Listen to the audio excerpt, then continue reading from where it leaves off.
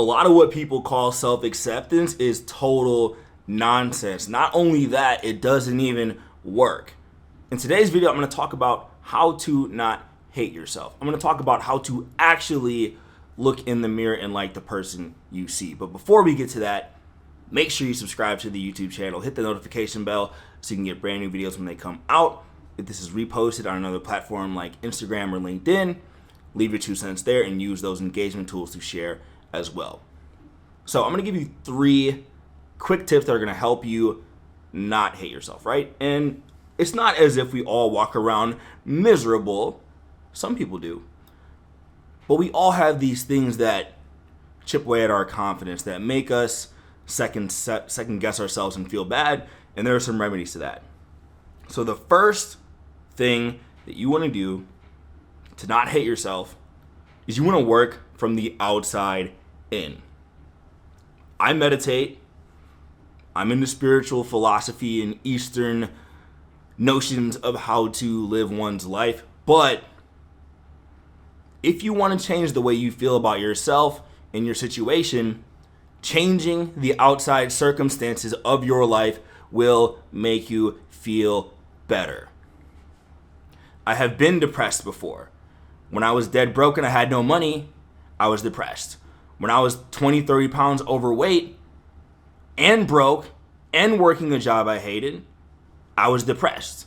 I hated myself a little bit. The remedy for that wasn't me meditating, or it wasn't even, going to therapy. It was just changing the things that I knew needed to be fixed. So once I got some money in my pocket and didn't have to worry about my card getting declined at the grocery store, once I went from having a pot belly to having a 6-pack, and once I went from hating my job to doing what I love for a living, all of a sudden, depression just vanished. It's funny how that works, right? And deep down, a lot of people know this, but it's easy to get caught up in these notions of self-acceptance. It's like, hey, yeah, if you're overweight, don't worry about it. If you don't like your job, you're not making enough money, don't worry about it. Just accept yourself. You can't accept yourself if the way that you're living to your own standards, which you inherently know, if you're living in a fashion that is unacceptable, then how are you going to accept yourself, right? Self-acceptance is important for things like accepting your flaws or accepting the current state of your life so that you can change things and not running from it. Accepting the way that the world works and how there will be obstacles thrown around you. That's self-acceptance, but you're doing something about it. So yeah, go and change the tangible things you can change to make yourself feel better, and you will feel better. If you like the way that you look in the mirror more than you used to in the past, you will feel better. If you look at your bank account and there's enough money in it for you not to be stressed out, you're going to feel better. If you're keeping good people in your life instead of crappy people, you're going to feel better.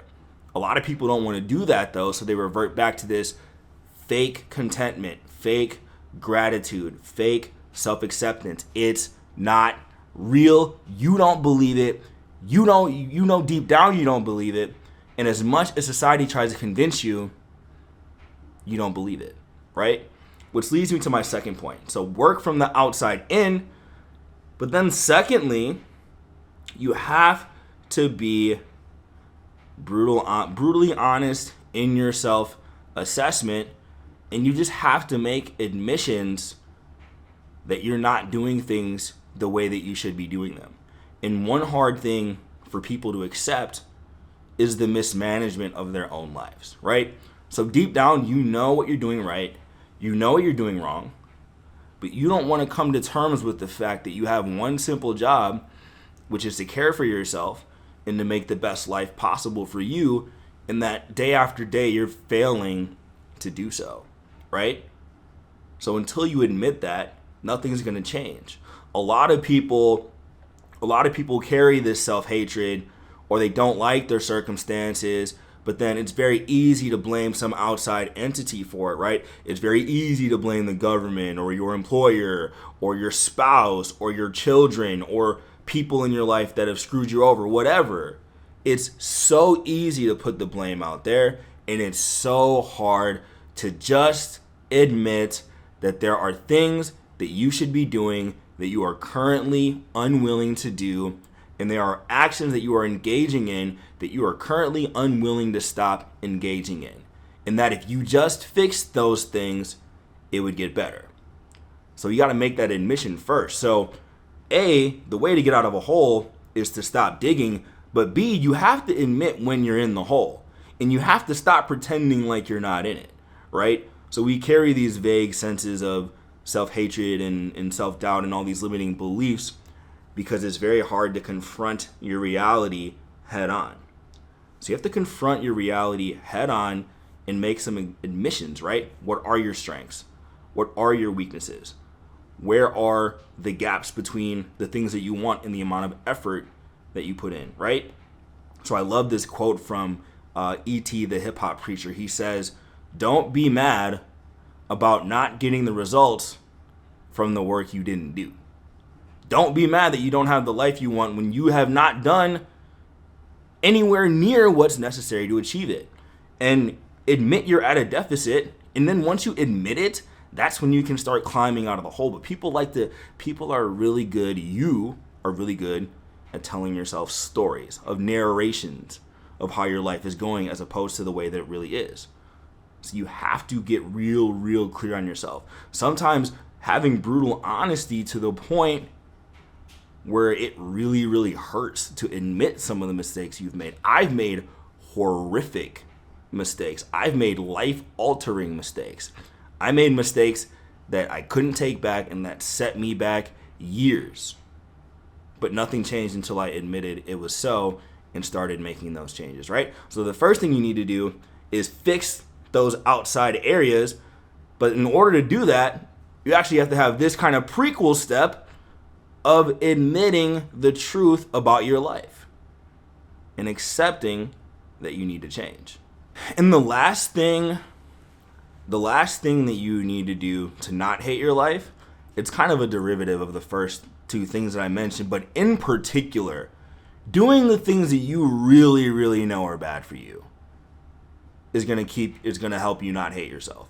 Like getting rid of your vices will help you not hate yourself. When you wake up in the morning and you're hungover and you made decisions, bad decisions while you were drunk, poor decisions with the way you communicated, poor sexual choices while you're inebriated, poor situations and circumstances that make you wake up in the morning and hate yourself. Stop doing that.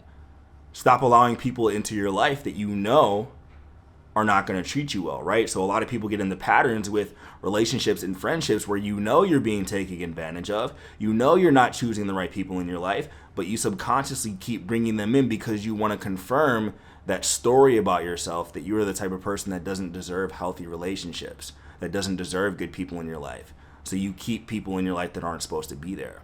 Stop doing habits that make you feel bad about yourself, like men masturbating and watching images of other people having sex instead of finding love and romance in their own life. Of course, you're not going to feel good about yourself if you subject yourself to pleasuring yourself to images on a screen just because you're not willing to interact and get the kind of love and romance you want in the real world. Of course, you're not going to feel good.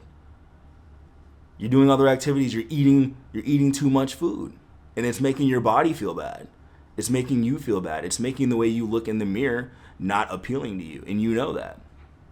Don't blame society's beauty images. You know that you're eating too much food, and you need to stop doing it. Be blunt.